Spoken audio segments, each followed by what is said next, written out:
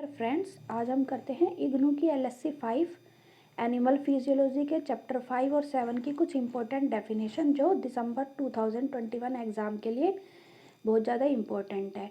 और इस वीडियो के लास्ट में मैं बताऊंगी कि जो कौन कौन सी डेफिनेशन लास्ट ईयर के एग्ज़ाम में आई थी और उनके रिपीट होने के चांसेस हैं।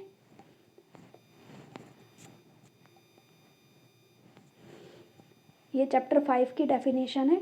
ऑस्मोटिक एंड आयोनिक रेगुलेशन इस चैप्टर का नाम है। सबसे पहली है osmo regulation, the process of maintenance of osmotic concentration of the body fluid is called osmo regulation.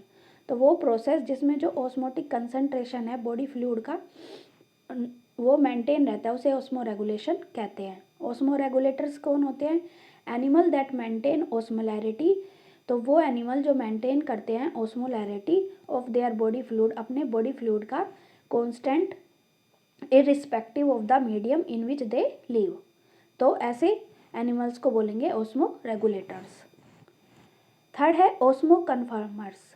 तो जो ऑस्मो कन्फर्मर्स कौन है? Animal that do not actively control the osmotic condition of their body fluid and instead conform to the osmolarity of the medium in which they live.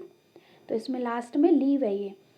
तो वो animal जो actively control नहीं कर पाते osmotic condition अपने body fluid की, ऐसे animal को हम ऑस्मो कन्फर्मर कहते हैं जहाँ पर वो रह रहे हैं।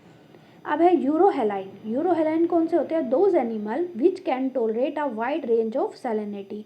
तो वो एनिमल जो टोलरेट करते हैं एक वाइड रेंज किसकी? सैलिनिटीज़ की, उसे यूरोहेलाइन कहते हैं। Stenohaline, those animal which can tolerate only a narrow osmotic range. तो वो एनिमल जो टोलरेट करते हैं एक नैरो ऑस्मोटिक रेंज, उसको स्टेनोहेलाइन कहते हैं।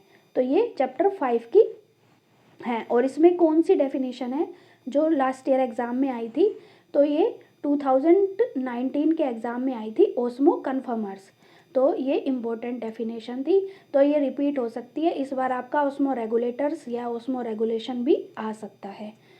अब आगे चलते हैं चैप्टर 7 की डेफिनेशन के बारे में। चैप्टर 7 कौन सा है? Temperature relation in animal.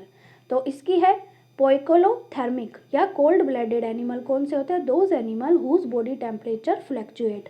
वो एनिमल जिसका बॉडी टेम्परेचर फ्लैक्चुएट करता है एनवायरनमेंट के साथ with that of the environment, उसे कहेंगे कोल्ड ब्लडेड एनिमल। होम्योथर्मिक कौन से होते हैं? और warm blooded animal, those animal which maintain nearly constant body temperature, जिसका कॉन्स्टेंट बॉडी टेम्परेचर रहता है उसे वार्म ब्लडेड या होम्योथर्मिक बोला जाता है। एक्टोथर्म कौन से होते हैं? Animal that depend on external heat source. वो एनिमल जो डिपेंड करते हैं एक्सटर्नल हीट सोर्स पे, उसे एक्टोथर्म बोला जाता है। Endotherm, animal which are able to maintain a high body temperature. वो एनिमल जो एबल होते हैं मेंटेन करते हैं एक body temperature by endogenous heat production. अब है fifth hibernation. Cold blooded animal pass the winter in a resting state is known as hibernation. तो जो कोल्ड ब्लडेड एनिमल होते हैं वो अपनी विंटर कैसे निकाल देते हैं? रेस्टिंग की पोजीशन में, उसे हाइबरनेशन बोला जाता है। इसके बाद है शिवरिंग। शिवरिंग क्या है? Shivering is a high frequency relatively uncoordinate contraction of skeletal muscle. तो शिवरिंग एक हाई फ्रीक्वेंसी है जो अनकोऑर्डिनेट कॉन्ट्रैक्शन होता है स्केलेटल मसल्स के बीच में। और नॉन शिवरिंग या थर्मोजेनेसिस क्या है? It is a process that produce heat bye mean other than shivering. ये वो प्रोसेस है जो हीट प्रोड्यूस करता है लेकिन शिवरिंग के द्वारा नहीं। तो इस चैप्टर में जो आई थी लास्ट ईयर 2019 या 20 में, तो उसमें जो टर्म आई थी वो आई थी शिवरिंग। कि शिवरिंग क्या होता है? तो shivering high frequency relatively uncoordinate contraction of skeletal muscle होती है। तो आपकी बार हाइबरनेशन, एंडोथर्म या एक्टोथर्म ये आ सकती हैं, तो आपको इन्हें अच्छे से करना है। आज के आपका ये डेफिनेशन का पार्ट यहीं ख़त्म होता है। अब नेक्स्ट वीडियो में मिलते हैं।